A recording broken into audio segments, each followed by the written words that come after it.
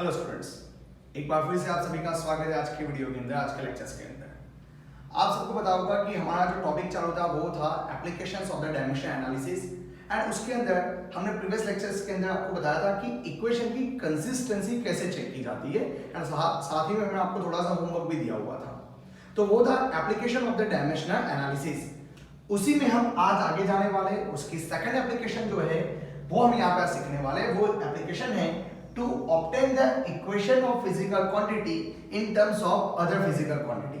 उसका मीनिंग होता है जब आप छोटे होंगे आपने कई सारे इक्वेशन देखे होंगे, जैसे साइंस में इक्वेशन आता है F = ma, E = mc²। तो ये इक्वेशन बनते कैसे हैं, इसका डिराइव कैसे किया जाता है, इसको ऑब्टेन कैसे करते हैं।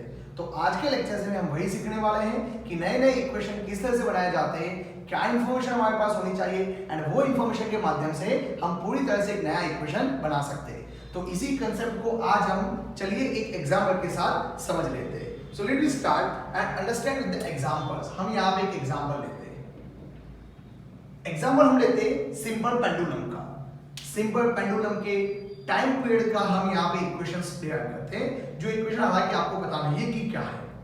हम यहाँ पे बात करते हैं कि पहले तो टाइम पीरियड क्या होता है। पेंडुलम का टाइम पीरियड यानी कि क्या होता है, लुक एट ओवर हियर, ये हमारा जो हाथ है ना वो पेंडुलम है। जैसे मैंने यहाँ पे उसको पुश किया, ये यहाँ पे ऐसी तरह से मूवमेंट करने वाला है, this is called the pendulum. जब इस बॉब ने यहाँ पे यानी कि पेंडुलम ने यहाँ से इस साइड पे गया एंड वापस आया, तो उसको वापस आने के टाइम पे यानी कि वापस आने में जो टाइम लगा उस टाइम को बोला जाता है टाइम पीरियड बोला जाता है। तो इसको क्या बोला जाता है, time period of the pendulum. Time period of simple pendulum, ठीक है। और उसका सिंबल क्या होता है, उसका सिंबल होता है कैपिटल टी। तो capital T is the time period of the simple pendulum. हमें नहीं पता कि इस टाइम पीरियड का इक्वेशन क्या होगा, किस तरह से मैथमेटिकली हम इसका आंसर निकाल सकते हैं। तो टिपिकली क्या होता है, ये चीज आपको दी होगी, वो ऐसा बोलेगा कि time period of the simple pendulum is a depend on, तो एक फिजिकल क्वांटिटी है वो दूसरी फिजिकल क्वांटिटी के ऊपर डिपेंड होती है। तो कितनी कितनी क्वांटिटी पे, तो उसने पहला बता दिया कि मास ऑफ द पेंडुलम, और we can say the mass of ball, जो उसके नीचे लगाया होता है ना बॉल जैसा होता है, that is called the ball and इसको बोलते हैं मास। एक तो इसके ऊपर डिपेंड होता है, आपको पता होगा कि नीचे जो बॉल लगा है कितना हैवी होता है नहीं होता, उसके ऊपर उसका टाइम पीरियड डिपेंड होता है। दूसरा होता है वहां पे लेंथ ऑफ स्ट्रिंग। पेंडुलम का हम बात करते हैं यहाँ पे, तो पेंडुलम की जो यहाँ पे स्ट्रिंग होती है, जो है ना, जो दोड़ा होता है ना, धागा होता है, उसके ऊपर होता है length of string, that is L. Suppose हम थर्ड पॉइंट की बात करते हैं कि अर्थ के ऊपर पेंडुलम का टाइम पीरियड अलग होता है, मून के ऊपर अलग होता है बिकॉज ऑफ द ग्रेविटेशनल एक्सीलरेशंस। तो यहाँ पे हम बात करते हैं third point is a gravitational acceleration and उसका सिंबल क्या है, स्मॉल जी। सो यहाँ पे एक क्वेश्चन है, आप ये मत सोचना कि सर हमें तो कैसे पता चलेगा कि टाइम पीरियड इसके ऊपर डिपेंड होता है, वो आपको दिया ही होगा। यानी कि जो भी फिजिकल क्वांटिटी का इक्वेशंस आपको प्रूव करना है, आपको उसका इक्वेशन आपको डिराइव करना है ना, वो किसके ऊपर डिपेंड होता है, that will be given in the exam में दिया होगा। तो ये तो सिर्फ हमारा क्वेश्चन बना हुआ है। Now let us start. ये उसके ऊपर डिपेंड है, पर किस तरह से डिपेंड है वो हमें नहीं पता। तो हम अभी इसका सॉल्यूशन स्टार्ट करते हैं यहाँ पे। तो हम यहाँ पे बात करते हैं कि भाई टाइम पीरियड टी है वो डिपेंड है मास के ऊपर, बट किस तरह से है, प्रोपोर्शनलिटी में है, इनवर्सली प्रोपोर्शनलिटी के अंदर है, स्क्वायर प्रोपोर्शनलिटी है, अंडरवुड के अंदर है, कुछ नहीं पता तो हम यहाँ पे बोल देते हैं T is a proportional to the m, but नहीं पता तो हमने ऊपर लिख दिया a। So a is any number 1 2 3 4 5 6 1/2 -1/2 कोई भी नंबर हो सकता है। तो a is a one number, किस तरह से प्रोपोर्शनल है, that we don't know. Length of string, तो हम यहाँ पे बोलेंगे हाँ भाई वो तो t is a proportional to the length of string यानी कि l/b। तो b एक पावर हो गई, कोई भी नंबर हो सकता था। एंड ग्रेविटेशनल एक्सीलरेशन क्या है, g है, तो हम यहाँ पे बोलेंगे t is a proportional to the g/c। यदि हम इन तीनों को एक साथ लिखें, है ना, तो यहाँ पे क्या बनाया जा सकता है, t proportional to m/a, l/b and g/c। If we remove the proportionality, हमें पता है कि हमें कांस्टेंट लिखना पड़ता है। So this is a constant k. So यहाँ पे क्या हो जाएगा, m/a, l/b and g/c। And now let we give this is our equation number 1। इसको मैं इक्वेशन नंबर 1 बोलता हूं।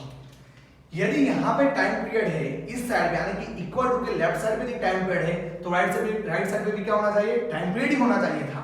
तो हम आमने सामने सभी के डायमेंशनल फार्मूला को कंपेयर कर सकते हैं, ठीक है। तो इस साइड पे टाइम पीरियड यानी कि टी लिखा और ब्रैकेट क्या बताता है, पहले बताया था आपको, टाइम पीरियड डायमेंशनल फार्मूला दिखाता है।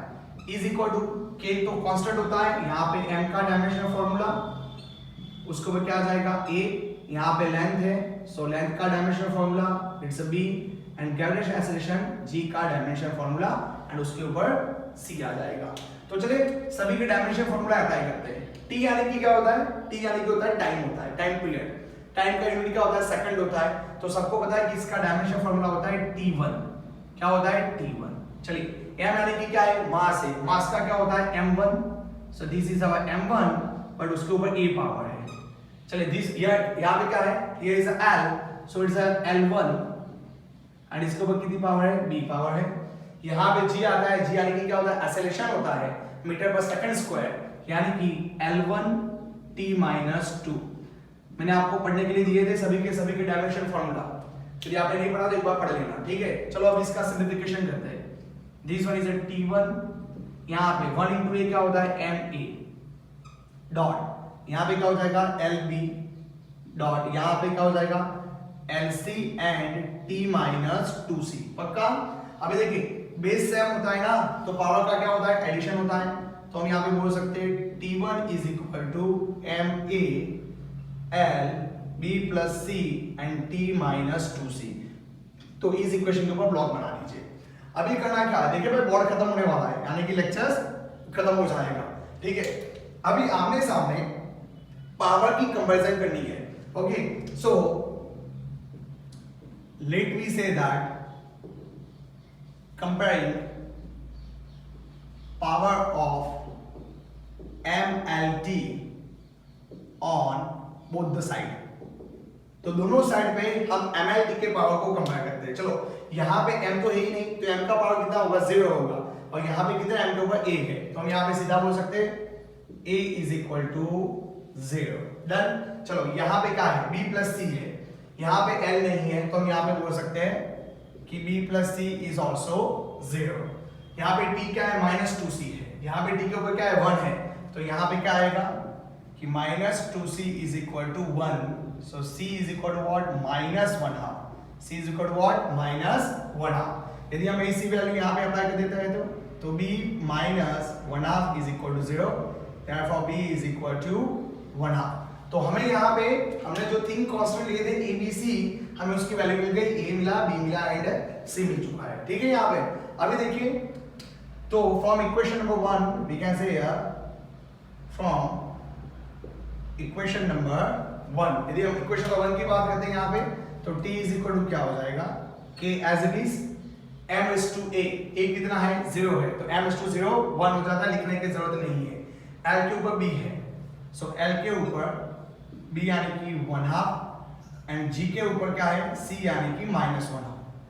ओके, तो यहाँ पे t = k, 1/2 यानी कि क्या होता है, अंडर के अंदर l होता है, एंड g -1/2 है, जो डिनोमिनेटर में चला जाएगा तो 1/2 हो जाएगा, तो वो भी एक किस्म का क्या है, अंडर के अंदर g है। सो इसको एक साथ ऐसे लिखते हैं, t = k अंडर के अंदर l/g, and this is our final equation. ये हमारा आंसर बोला जाता है कि हमने टाइम पीरियड की इक्वेशन को यहाँ पे प्रूव किया बाय प्रैक्टिकल परफॉर्मेंस, और we can say that by experiment. यदि हम k की वैल्यू निकालते हैं तो पता चलता है k = 2π। कितना होता है, 2π होता है।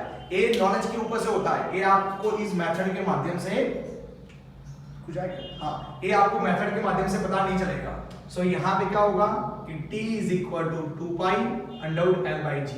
तो यही डायमेंशन एनालिसिस की मेथड की क्या है, लिमिटेशन है। लिमिटेशन वो है कि हम k की वैल्यू यानी कि जो कांस्टेंट होता है उसकी वैल्यू हम डायमेंशनल एनालिसिस की मदद से फाइंड आउट नहीं कर सकते, उसकी लिमिटेशन है, ठीक है। हमें कांस्टेंट की वैल्यू मिलती नहीं है। हमें यदि यहाँ पे देखिए एक लिमिटेशन है, m l t होंगे ना, तो वहां तक ही यहाँ पे आप इक्वेशन ले सकते हो। यदि आपका इक्वेशन किसी और ज्यादा क्वांटिटी पे डिपेंड होता है तब भी ml डी को छोड़ के यदि कोई क्वांटिटी होती है तब भी हम डायमेंशन एनालिसिस की मदद से इक्वेशन ऑब्टेन नहीं कर सकते। तो एक तो कांस्टेंट की वैल्यू नहीं निकाल सकते, ml डी से यदि ज्यादा हो तो हम उसका फाइंड आउट नहीं कर सकते इक्वेशन। थर्ड उसकी जो लिमिटेशन होती है वो होती है कि यदि इक्वेशन के अंदर sin cos tan cot जैसे ट्रिगोनोमेट्री के फंक्शन हो तब भी हम इसका सॉल्यूशन नहीं ला सकते। तो यहाँ पे आपके सामने एक एग्जांपल हमने लिया एंड उसके ऊपर से हमने सीखा कि फिजिकल क्वांटिटी का इक्वेशन किस तरह से ऑब्टेन किया जाता है। तो लेक्चर बने रहने के लिए धन्यवाद। Thank you so much.